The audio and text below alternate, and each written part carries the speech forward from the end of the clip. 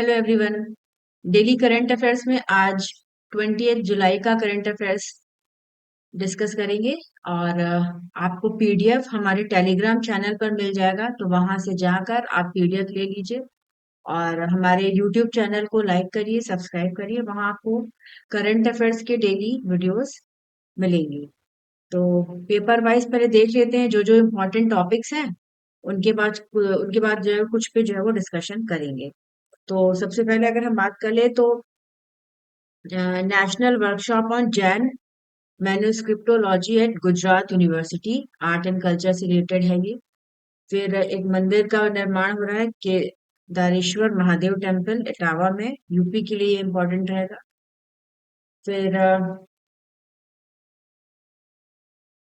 एक मैगजीन में आर्टिकल था Shaivism response to Buddhism and Vedic ritualism. इसमें बताया गया है कि कैसे जो है वो बुद्धिज्म को इसमें माना गया है कि ये पहले आया और शैविज्म बाद में आया।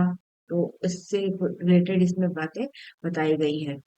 फिर उड़ीसा गवर्नमेंट ने लॉन्च किया है शक्ति श्री प्रोग्राम गर्ल्स स्टूडेंट की सेफ्टी के लिए। वहां पे हाल फिलहाल में अभी कई घटनाएं आई हैं, और एक घटना में एक छात्रा थी तो उन्होंने अपने आप को आग लगा ली थी और उसके बाद उनकी मृत्यु हो गई थी। तो इसी के लिए ये शक्ति श्री प्रोग्राम जो है वो लेके आया गया है। फिर एक नया वैक्सीन से रिलेटेड न्यूज है मलेरिया वैक्सीन से। उसके बाद हेल्थ मिनिस्ट्री का इनिशिएटिव है to display oil and sugar content in snacks and promote healthier diets. तो इसे देखेंगे।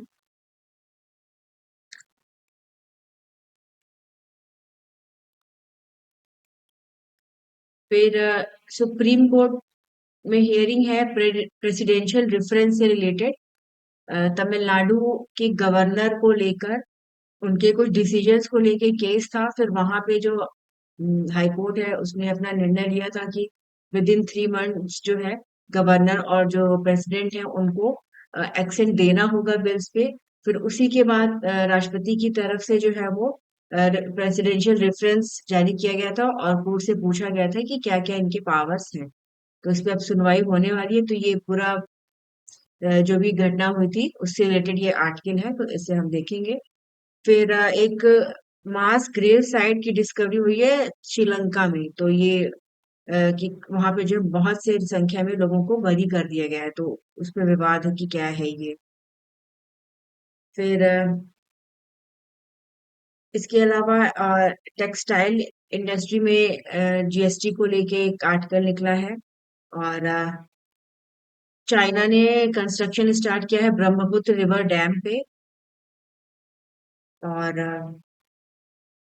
एक चेन त्यागमिंग टावर है। तो ये थोड़ा सा अलग तरह का टावर है, इसको हम देख लेंगे।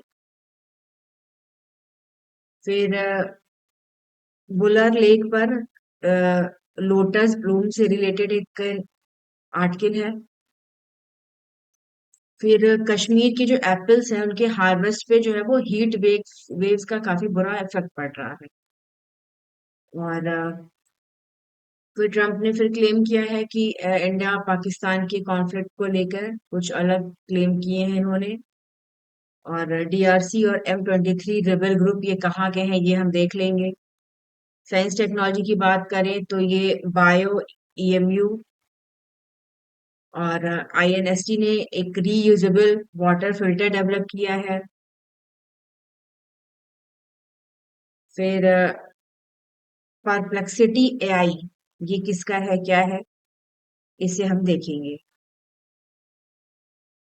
और एक स्पोर्ट्स की अगर बात कर लें तो ऑब्लिक सेवेली हैं जिन्होंने 100 मीटर की डायमंड लीग रेस जीती है। तो ये आज के इम्पोर्टेंट टॉपिक्स हैं। तो सबसे पहले बात कर लेते हैं national workshop on Jain manuscriptology at Gujarat university.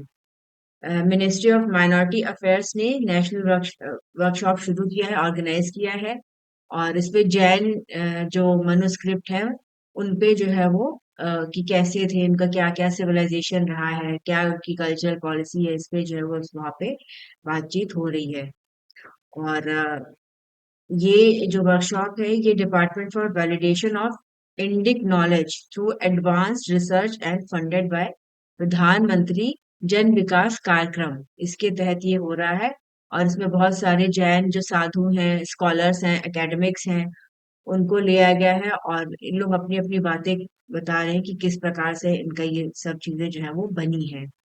और प्रधानमंत्री जन विकास कार्यक्रम की अगर हम बात कर लें, तो इसका एम है कि जो भी 6 नोटिफाइड माइनॉरिटी कम्युनिटीज़ हैं, उनका एम्पावरमेंट और अपलिफ्टमेंट।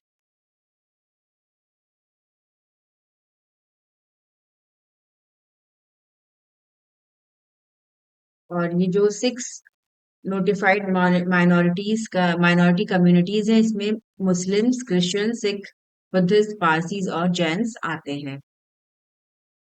और इसी तरह का इनिशिएटिव जो है वो मुंबई यूनिवर्सिटी के कोलैबोरेशन से भी किया गया है और उसमें अवेस्ता और पहलवी लैंग्वेज, ये दोनों जो लैंग्वेज हैं ये पारसियों की लैंग्वेज हैं, पारसी भाषाएं हैं। इनको भी आगे बढ़ावा देने के लिए जो है वो काम इसमें चल रहा है।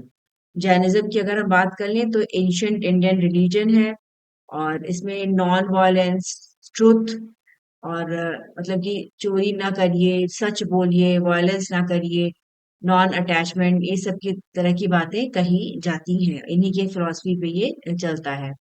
और जैन मैन्युस्क्रिप्ट जो है कहा जाता है कि ये वेल्थ ऑफ नॉलेज है। इसमें जो है वो जो उनकी जो फिलॉसफी है उनकी सारी बातों का पता चलता रहता है। और प्रधानमंत्री जन विकास कार्यक्रम एक सेंट्रली स्पॉन्सर्ड स्कीम है और इसका एम है सोशल इकोनॉमिक इंफ्रास्ट्रक्चर को इम्प्रूव करना और जो भी माइनॉरिटीज कम्युनिटीज हैं उनकी बेसिक एमिनिटीज को बढ़ाना। तो ये फिर एक आर्टिकल निकला है जिसमें कि एक टेम्पल का नाम बताया है, तो ये यूपी का है। यूपी के इटावा में ये टेम्पल बन रहा है और इसका नाम है केदारेश्वर महादेव टेम्पल। और माना जा रहा है कि अगले 6 महीनों में है ये जो है वो कंप्लीट हो जाएगा। और ये जो है टेम्पल इसकी स्थापना जिसका फाउंडेशन स्टोन है वो अखिलेश यादव ने 2021 में किया था। और जब प्रधानमंत्री मोदी जी के द्वारा जो है राम मंदिर अयोध्या का मतलब फाउंडेशन स्टोन रखा गया था। तो ये अलग अपना मंदिर इस तरह से बनवा रहे हैं।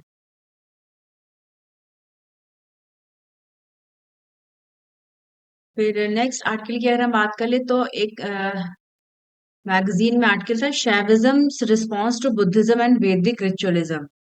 तो इसमें बताया गया है कि इसमें ये बताया गया कि कैसे जो शैविज्म है वो अ, वेदों के बाद बना, बुद्धिज्म के बाद बना।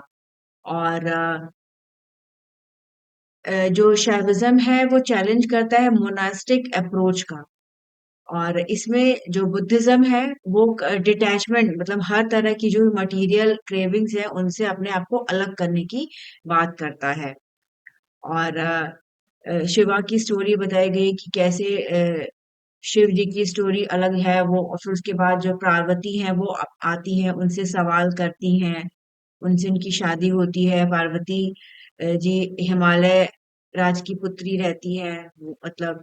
और उनका एक पूरा अलग चलता है। तो मतलब इनमें इनका मानना है कि बुद्धिज्म पहले आया और शिव शिव शैविज्म और जो वैदिक रिचुअल्स हैं वो बाद में आए।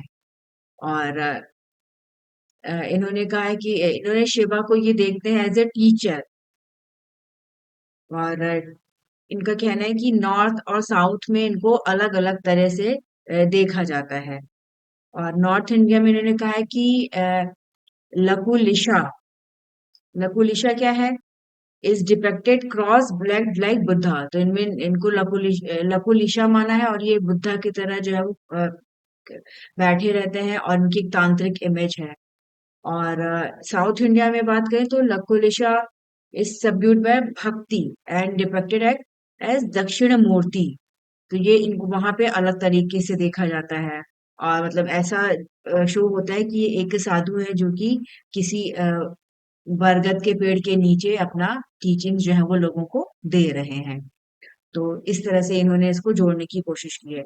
इनका कहना है कि जो डेथ है वही वो दोनों का सेंट्रल थीम है, बुद्धिज्म का भी और शैविज्म का भी। और शैविज्म की उन्होंने बात की है कि इसमें अगस्त इनके बारे में बात की है। और अगस्त जो है वो शिव के द्वारा गाइड होते हैं, साउथ में जाते हैं और फिर वहां पे अपना काम करते हैं। तो इस तरह की बातें इसमें इस आर्टिकल में बताई गई हैं। और कैसे अगस्त जो है वो लोपामुद्रा से विवाह करते हैं, उसके बाद जो है वो आ, मतलब जीवन कैसे यापन करना है उसके लिए वो इंटरेक्शन करते हैं देवों से, असुरों से, और उसके बाद धीरे धीरे लाइफ बढ़ती है। तो अलग तरीके से थोड़ा इनका व्यू है और इसको बुद्धिज्म और शैविज्म को इसमें बताने की कोशिश की गई है। और इसमें एक नाम दिया गया है थेरी गाथा। थेरी गाथा क्या है? थेरी गाथा एक ये कलेक्शन होता है पोएम्स का बाय बुद्धिस्ट नन्स। और इसमें बताया गया है कि ये हाउस होल्ड के कामों से अलग जो है वो शांति की खोज में अपने आप को रखती हैं। और किसी भी प्रकार के जेंडर रोल से ये अपने आप को अलग कर लेती हैं। तो इस तरह से इसमें डिफरेंट तरीके से बुद्धिज्म और शैविज्म के बारे में बात कही गई है। शैविज्म की अगर हम बात करें तो ये मेजर हिंदू ट्रेडिशन है और शिवा को ही सुप्रीम माना गया है इसमें। और जो शिव को मानने वाले हैं उनको शैव कहा जाता है और ये लार्जेस्ट ट्रेडिशन है हिंदुइज्म की अगर हम बात कर लें। और हिंदुइज्म में शैविज्म के साथ साथ वैष्णविज्म और शक्तिज्म भी है। वैष्णविज्म में विष्णु जी की पूजा की जाती है और शक्तिज्म में जो है वो दुर्गा जी की पूजा की जाती है। तो अपनी अपनी मान्यताएं और धाराएं हैं जो कि हिंदुइज्म में इस तरह से विकसित हुई हैं।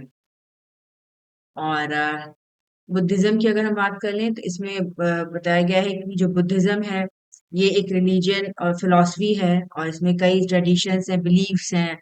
और इनकी जो ये जो है वो सिद्धार्थ गौतम की टीचिंग पे आधारित है, जिन्हें कि बुद्धा कहा जाता है। तो बहुत से लोग कहते हैं कि बुद्धा बहुत पुराने हैं, मतलब ये इस तरह से ये चीजों को देख रहे हैं। तो अब जो भी है बस हमें जो कुछ कुछ टर्म्स है वो हमें पता होने चाहिए कि शैविज्म क्या है, वैष्णविज्म क्या है, शक्तिज्म क्या है। और जैसे थेरी गाथा की बात करी तो ये पोयम का कलेक्शन है बुद्धिज्म का, ये हमें पता होना चाहिए। गौतम बुद्ध कौन थे, क्या कैसे उनका वो हुआ, ये सब जो है हमें ये हमारे आर्ट एंड कल्चर के लिए थोड़ा सा इम्पोर्टेंट है, पूछा जा सकता है। फिर नेक्स्ट उड़ीसा गवर्नमेंट ने शक्तिश्री प्रोग्राम लॉन्च किया है। और बालासोर की एक छात्रा थी उनकी डेथ हो गई। और उसके अलावा जो है वो एक 15 वर्षीय और छात्रा पे जो है वो अटैक किया गया है। तो इसको देखते हुए वहां पे शक्तिश्री जो है वो एक स्पेशल प्रोग्राम के तहत इसको लॉन्च किया गया है। और इनका कहना है कि इसमें जो है वो सेल्फ डिफेंस ट्रेनिंग दी जाएगी फीमेल उस स्टूडेंट्स को। तो वुमेन सेफ्टी से रिलेटेड ये स्कीम है। तो कौन सी स्टेट में ये लागू हुई है ये आपको याद रखना होगा। फिर आईसीएमआर ने इशू किया है invitation for expression of interest. और इन्होंने कहा है कि टेक्नोलॉजी ट्रांसफर की बात की है। एक recombinant chimeric multi stage malaria vaccine है जिसका नाम है एड फैल्सी वैक्स। और ये प्लाज्मोडियम फैल्सीपेरम के अगेंस्ट जो है वो काम करती है। तो इसका मकसद ये है कि जो ये वैक्सीन है, अगर ये पूछे तो हमारे एग्जाम के लिए ये इंपॉर्टेंट है कि ये नाम दे के पूछ सकते हैं कि ये वैक्सीन किससे रिलेटेड है। तो ये मलेरिया की वैक्सीन है, एड फैल्सी वैक्स। और इसका एम है कि ये प्रिवेंट करती है, मिनिमाइज करती है transmission of malaria with in the population. और मलेरिया एक मॉस्किटो बॉर्न इन्फेक्शन डिसीज है जो कि ह्यूमन और एनिमल को जो है वो अफेक्ट करती है। और अभी भी मलेरिया काफी प्रेवलेंट है दक्षिण अफ्रीका की अगर हम बात करें अफ्रीकन कंट्रीज में।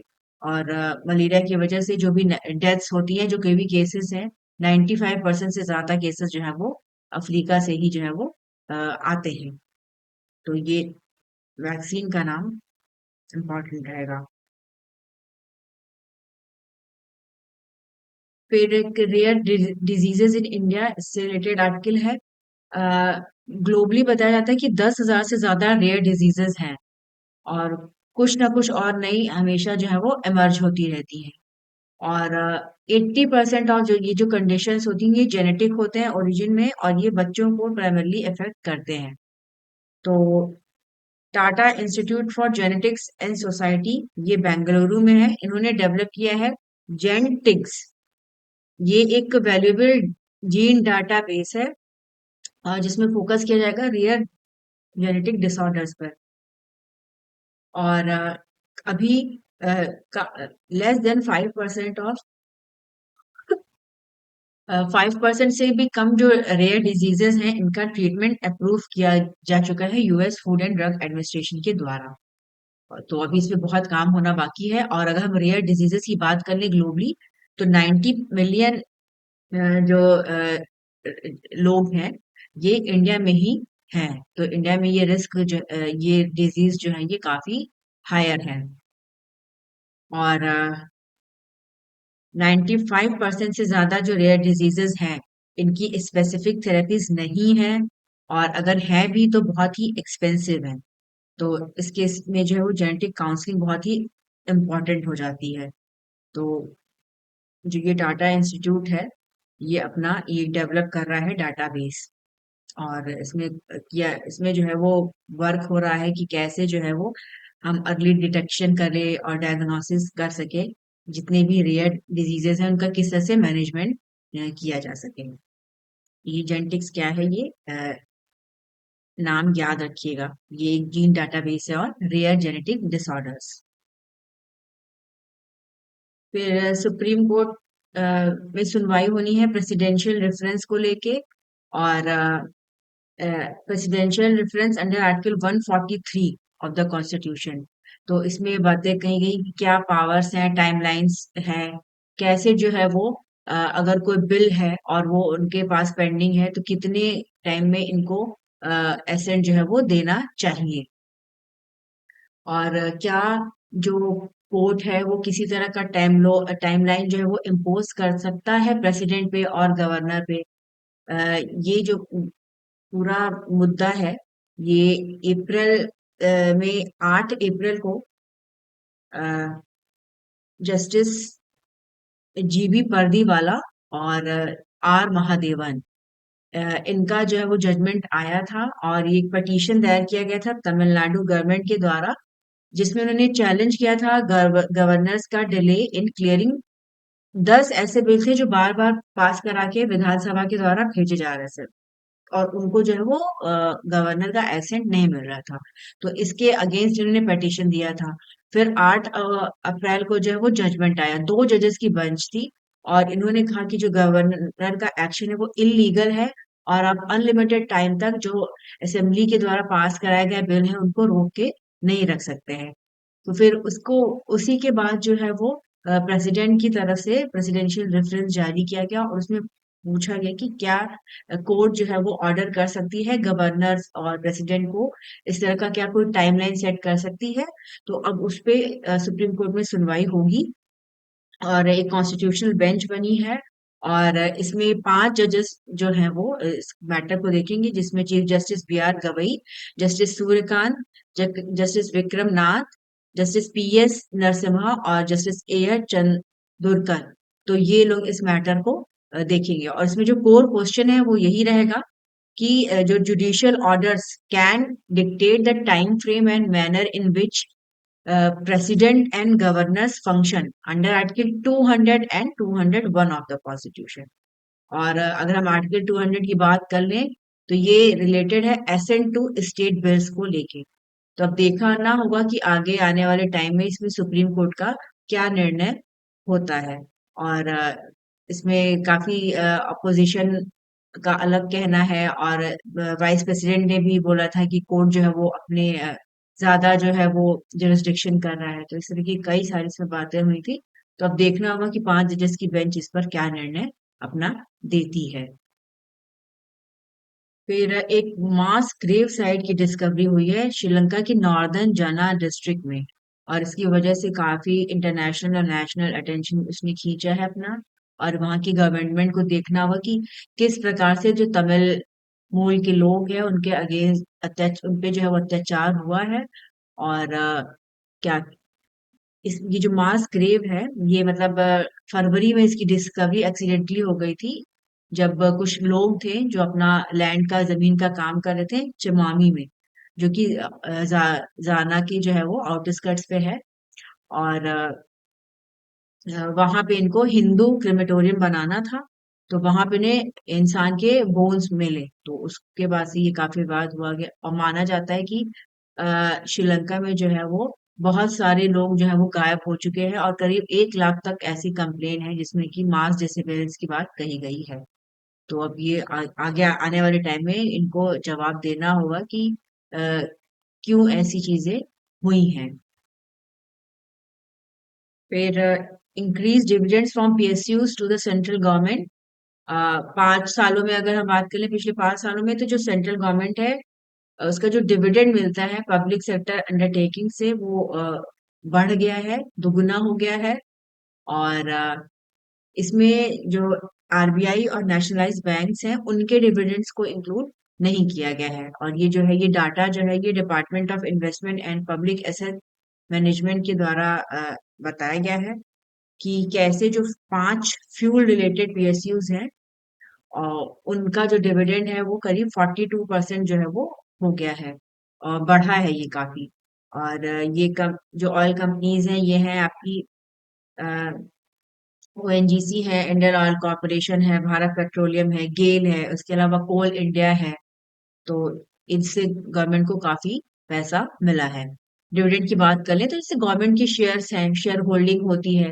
फिर उनका जो भी प्रॉफिट होता है, कंपनीज क्या करती है कि प्रॉफिट को या तो फर्दर जो है वो इन्वेस्ट कर देती हैं, और या तो जो डिविडेंड्स हैं वो स्टेक होल्डर्स में डिस्ट्रीब्यूट कर देती है।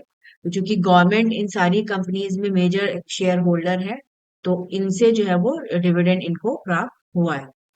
और क्योंकि ऑयल प्राइसेस में कमी आई है और जो कंपनीज हैं उनका जो मुनाफा है वो काफी बढ़ा है, तो इस वजह से माना जा रहा है कि ये इनको प्रॉफिट हुआ है।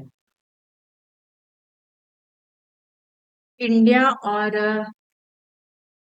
यूरोपियन ब्लॉक के बीच में ईएफटीए जो है वो इम्प्लीमेंट करने की डेट बताई है। गवर्नमेंट ने बोला है कि अक्टूबर 1 से जो ये फ्री ट्रेड एग्रीमेंट हुआ between India and the 4 nation European block EFTA, ये स्टार्ट हो जाएगा। और ये जो ट्रेड और इकोनॉमिक पार्टनरशिप एग्रीमेंट है ये साइन किया गया था 10 मार्च 2024 को। और इस एग्रीमेंट के अंतर्गत इंडिया जो है वो इन्वेस्टमेंट लगभग $100 बिलियन तक का इन्वेस्टमेंट जो है उसको मिलेगा। और इसके बदले में इंडिया जो है वो भी बहुत से ऐसे प्रोडक्ट्स हैं जैसे कि Swiss watches, chocolates, polish diamonds, इनके जो इम्पोर्ट ड्यूटीज है उनपे उनको कमी करेगी इनपे। और अगर हम ईएफटीए को देख ले, यूरोपियन फ्री ट्रेड एसोसिएशन, तो इसमें 4 कंट्रीज है, आयरलैंड, लिस्टेनसिंग और नॉर्वे और स्विट्जरलैंड। तो ये आप याद रखिएगा क्योंकि ये पूछा जा सकता है कि ये ईएफटीए में जो है वो कौन कौन सी कंट्रीज इन्वॉल्व हैं। चाइना ने कंस्ट्रक्शन स्टार्ट किया है ब्रह्मपुत्र रिवर डैम पे। और इसकी वजह से इंडिया और बांग्लादेश को भी काफी जो है वो कंसर्न्स रेज किए जा रहे हैं। और चाइना ने अनाउंस किया कि 167.8 बिलियन US डॉलर का ये जो डैम है ये ब्रह्मपुत्र रिवर पे बनेगा, तिब्बत में, इंडिया के बॉर्डर के पास, अरुणाचल प्रदेश में। और चाइना के जो प्रीमियर है ली क्विंग, इन्होंने एक वहां की निंगची सिटी में एक सेरेमनी हुआ और उसी पे इसको जो है वो इसका इनॉग्रेशन किया सेरेमनी का। और जो लोअर रीचेस हैं ब्रह्मपुत्र रिवर के, वहां पे चाइना में लोकली इनको कहा जाता है यारलुंग जांगबो। तो ये जो डैम है ये निंगची मेनलिंग हाइड्रो पावर स्टेशन, जो कि तिब्बत ऑटोनॉमस रीजन में आता है, वहां पे बन रहा होगा। और इसे दुनिया का लार्जेस्ट इंफ्रास्ट्रक्चर प्रोजेक्ट कहा जा रहा है। और इसको लेके इंडिया ने भी कंसर्न्स रेज किए हैं, बांग्लादेश ने भी, क्योंकि दोनों ही जो है वो लोअर रिपेरियन कंट्रीज हैं, मतलब चाइना से नीचे पड़ती हैं। तो बांध के थ्रू पानी रोक लिया जाएगा तो इंडिया और बांग्लादेश में काफी प्रॉब्लम हो सकती है। और इनका कहना है कि ये जो हाइड्रो पावर स्टेशन है इससे जो है वो 300 बिलियन किलोवाट के लगभग एनर्जी जो है वो एनुअली जनरेट होगी। और इसका जो यूज है वो तिब्बत जो लोकल डिमांड है, और तिब्बत को वहाँ पे जिजाइन कहा जाता है, तो वहाँ पे इनका यूटिलाइजेशन किया जाएगा। ब्रह्मपुत्र रिवर की अगर हम बात कर ले तो ये ओरिजिनेट होती है तिब्बतन हिमालय से, और ये भारत से होते हुए बांग्लादेश जाती है, फिर वहां से जाके बे ऑफ बंगाल में मिलती है। और ये क्रूशियल वाटर सोर्स है रीजन के लिए, और ये एग्रीकल्चर, फिशरीज, ट्रांसपोर्टेशन सबको सपोर्ट करता है। और तो जो भी चाइना के जो नेबर्स हैं, जैसे इंडिया है, बांग्लादेश है, तो इन्होंने अपना कंसर्न जताया है कि इस तरह के वाटर डाइवर्जन प्रोजेक्ट से जो है वो इनको प्रॉब्लम होगी। फिर एक न्यूज़ है कि कश्मीर के जो एप्पल हैं उनके हार्वेस्टिंग में जो है वो दिक्कत आ रही है। हीट वेव्स अभी बहुत स्ट्रांग हो गई है वहां पे। तो जो एप्पल वेराइटीज हैं, जिसमें कि red delicious, golden delicious, ambery, और इनका जो हार्वेस्टिंग टाइम होता है ये अगस्त में होता है। और अनयूजुअल हीट की वजह से जो है फार्मर्स को दिक्कतें आ रही हैं। तो ये वेराइटीज के नाम याद रखिए, कि अगर ये पूछ दे कि वेराइटीज वेराइटीज जो है वो किससे रिलेटेड है, तो ये एप्पल की वेराइटीज है। और इस बार जो कश्मीर है वहां पे जुलाई में जो टेम्परेचर है वो 37.4 डिग्री पहुंच गया, जो कि 1946 के बाद से हाईएस्ट है। तो माना जा रहा है कि जो क्लाइमेट चेंज और ग्लोबल वार्मिंग है उसका सीवियर इम्पैक्ट पड़ रहा है, और उसकी वजह से जो एप्पल कल्टीवेशन है इसमें भी दिक्कतें आ रही हैं। एप्पल कल्टीवेशन की बात कर लें तो ये क्रूशल है जम्मू कश्मीर की इकोनॉमी के लिए। इंडिया का जो मेजर एप्पल प्रोडक्शन है वो जम्मू कश्मीर से होता है। और इस तरह का अगर इम्पैक्ट पड़ता है क्रॉप्स पे तो इससे काफी दिक्कतों का सामना हमें आगे आने वाले टाइम में करना पड़ सकता है। फिर साइंस टेक्नोलॉजी की बात करें तो एक नया एआई है जिसका नाम है बायो ईएमयू। और इसे माइक्रोसॉफ्ट और राइस यूनिवर्सिटी के रिसर्चर्स ने डेवलप किया है। ये एक न्यू डीप लर्निंग सिस्टम है। और माना जा रहा है कि जो प्रोटीन के डायनामिक मॉलिक्यूल्स हैं उनको अ, इसके थ्रू जो है वो इजीली स्टडी किया जाएगा। बायो ईएमयू जो है वो प्रिडिक्ट करेंगे full range of shapes of protein naturally explores under biological conditions. और मतलब ये जो है वो एक नया एआई जो है ये काफी फास्ट रहेगा, चीप रहेगा, और जो भी प्रोटीन के फंक्शंस हैं उनको ये इजीली जल्दी से जो है वो प्रिडिक्ट कर लेगा। और जो भी प्रोटीन के स्ट्रक्चर्स के डेवलपमेंट में जो प्रॉब्लम्स आती थी ट्रेडिशनल मेथड्स के थ्रू, उसमें टाइम ज्यादा लगता था, और उसको जो है वो ओवरकम कर लिया जाएगा इस एआई के थ्रू। तो अगर ये नाम आता है कि ये बायो ईएमयू किससे रिलेटेड है, तो प्रोटीन के स्ट्रक्चर की स्टडी से रिलेटेड ये एक नया आर्टिफिशियल इंटेलिजेंस टूल डेवलप किया गया है। फिर एआई से रिलेटेड एक और न्यूज है, परप्लेक्सिटी एआई। ये नेविडिया के द्वारा इसको डेवलप किया गया है। और इन्होंने जो है वो कंपनीज के साथ, जो मोबाइल कंपनीज हैं उनके साथ ये अपना डील किया है कि जो न्यू कॉमेट ब्राउजर्स होंगे स्मार्टफोन्स पे उनमें जो है वो इनका यूज किया जाएगा। और कॉमेट की बात करें, ये ब्राउजर है जो कि अभी करंटली बीटा है एंड अवेलेबल, ये सिर्फ डेस्कटॉप पे रहता है। और इसमें जो है वो परप्लेक्सिटी एआई का जो है वो यूज किया जाता है वेब ब्राउजिंग के लिए। तो ये जो परप्लेक्सिटी है इसका एम है to target 10 to 100 of millions of user next year. इनको अपने ज्यादा से ज्यादा यूजर्स बढ़ाने हैं।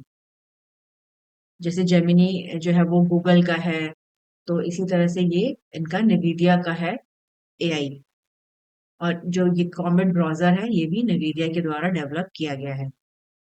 तो ये 20th की सारी इंपॉर्टेंट न्यूज आर्टिकल्स थे।